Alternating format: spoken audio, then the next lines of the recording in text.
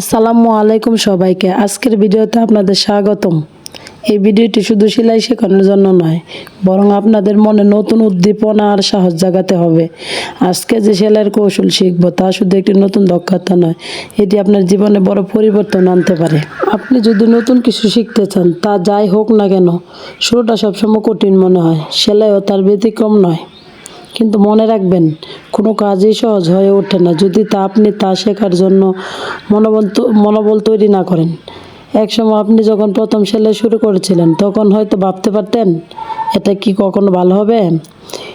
কিন্তু যেভাবে প্র্যাকটিস করতে থাকবেন, সেভাবেই আপনি দক্ষ হয়ে উঠবেন। সেলাই শেখার জন্য ধৈর্য আর মনোযোগ দরকার। তাই আপনাকে শুধুমাত্র একটি ভালো সেলাইয়ের কাজে দিতে না, বরং এটি আপনাকে শেখাবে কীভাবে আপনার জীবনের প্রতি মনোযোগ এবং ধৈর্য রাখতে হয়। যখন আপনার তৈরি কোনো পোশাক অন্যদের পছন্দ হবে, তখন আপনি বুঝতে পারবেন যে সব কষ্টই মূল্যবান ছিল। সুতরাং আজকে ভিডিও দেখে আপনি যেখানেই থাকুন না কেন, নিজেকে বিশ্বাস করুন। আপনি যা শুরু করেছেন তা শেষ পর্যন্ত করবেন।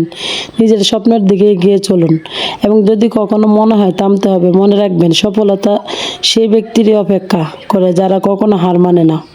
আসুন একসাথে সেলাইয়ের মাধ্যমে নতুন কিছু শিখি আর আমাদের স্বপ্নগুলোর দিকে এগিয়ে যাই। ধন্যবাদ সবাইকে। আসসালামু আলাইকুম।